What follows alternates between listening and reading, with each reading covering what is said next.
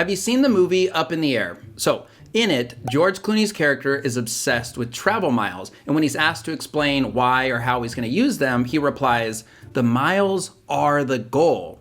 Let me just say I have a number, and I haven't hit it.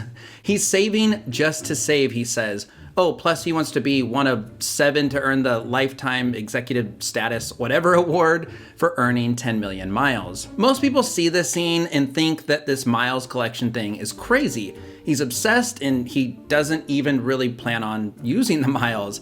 And while miles aren't cash, so I get it, he's doing it wrong and only wants to hoard them, I would argue the idea of saving just to save is okay. Whatever motivates you to save, that's all gravy in my book, because the truth is, most people don't set goals of any kind or save in general. According to a 2019 Bankrate survey, only 18% of Americans said they could live off their savings for 6 months. In fact, nearly 40% would need to borrow money to cover a $1,000 emergency. But this is not a how to save money tips video or how to set financial savings goals video. Now, don't get me wrong.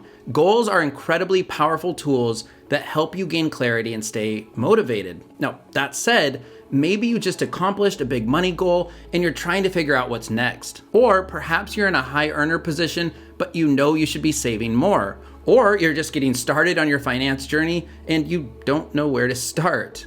Well, it's easy. Save.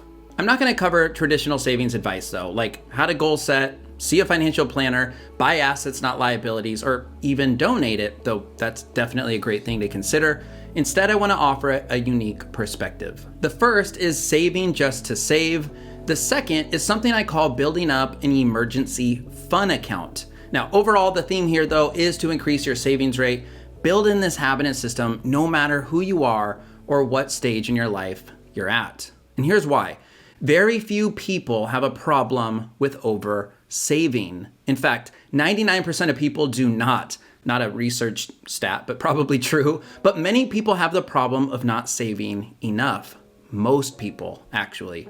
Being good with money starts and ends with saving money. And if you can get good at saving for the sake of saving, not because of a specific goal or a thing you want to buy, that's the best way to master your personal finance and eventually discover financial freedom. Yes, I always recommend you take it further. I love goals and learning investing and the like, but save because you can. Save because you have to. Save because the alternative is eventually not having enough. The alternative is working longer than you'd like to. Don't save in pursuit of vague and general goals or collect miles like Clooney. Save in pursuit of a particular change to enhance your life. You're not just saving to be able to do what you want later in life, but also to be able to do the things you want today. And that's where the emergency fund account comes into play, but more on that in a moment. First, more on goals. Can there actually be drawbacks to financial goals? Well, kind of. It's wonderful to strive for more, but I found that focusing on goals usually leads me to focus on what I don't have, and that's problematic for a few reasons. It makes me a little annoyed and impatient that I haven't already reached the goal. If I never reach that goal or life gets in the way, it's downright aggravating in a non-productive way, and it can lead to being dissatisfied or even ungrateful for what I do have. When you focus on savings goals, you get laser focused on the end results. There's hardly a time when you're just enjoying the journey or living fully in the present. If you achieve your goal, you celebrate and feel fantastic, but only until you realize that you just lost the thing that gave you purpose and direction, which is having a goal itself. Instead, focus on process and systems. Develop habits that stick. Set up key automations to save money in the right place automatically. And by the way, my definition of saving also includes paying off debt and investing. It's anything that positively impacts your net worth. If you're buying assets, something that appreciates in value, you're saving. If you do something every day, it's a system. If you're hoping to achieve it someday in the future, it's a goal. Goals are something you hope to make happen. The process is the work it actually takes to get there. To me, it makes more sense to put your time, effort, and focus on the latter. Processes. Focusing on the present process actually helps you reach the goal faster. So trust the process. Let's think about dieting. Rather than focusing on losing 20 pounds, Focus on incorporating exercise and better food into your day-to-day diet and meals. It's practical, tangible, and it turns your goals into a process or system, habits that stick. This means keeping your fridge stocked with healthy foods, just like keeping your extra money parked in an emergency fund or emergency fun account. So what's an emergency fund account? I'm glad you asked. You've heard of an emergency fund, but how about saving for emergency fun as well?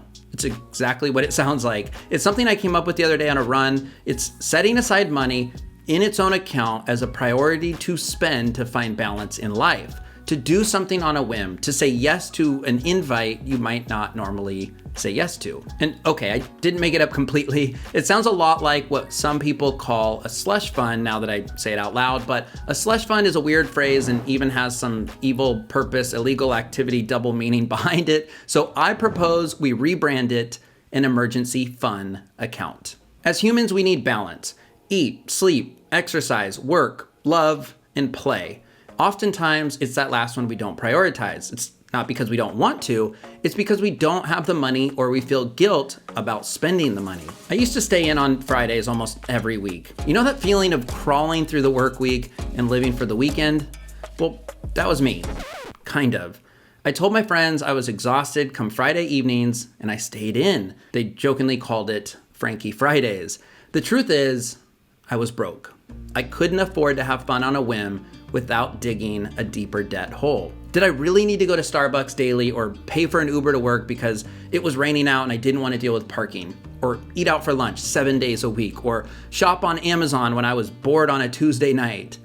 Absolutely not. I would have much rather save for the sake of saving alone or building up an emergency fun account, spontaneous happy hour, planning a weekend trip, running a boat on a nice day with a group of friends, going to a show or concert. Instead, I stayed in, and I lied about why. Because I had credit card debt, I couldn't allow myself to have fun.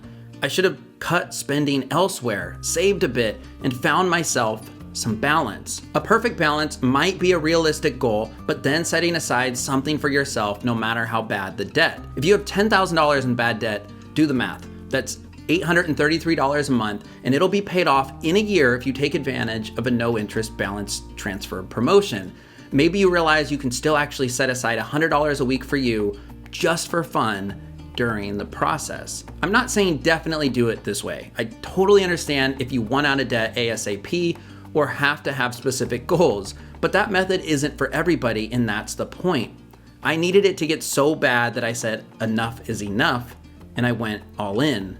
Maybe you don't have to. Getting obsessed with debt payoff or saving as a goal can be a good thing, but getting obsessed with anything can also be unhealthy. So I just wanted to offer this perspective that I thought somebody out there might want to hear. A quick personal saving story before some final thoughts and takeaways. So I remember the first fun thing I literally saved up for, which was a PlayStation 2 when I was working my first job at Target. I was told you should blow your first paycheck. Interesting advice, but it did show me the benefit of saving a set amount so I could eventually buy a fun thing. But the smartest thing I did after that was continue to save the same amount, but without a goal in mind. Yeah, college was on the horizon, so I sort of earmarked it for that, but otherwise I was saving just to save. I wasn't chasing a specific number just to spend, just to build it back up again. That's something too that I still do to this day. Yes, fill the emergency fund with a D, but then start building up an emergency fun account. It's money you can spend guilt-free.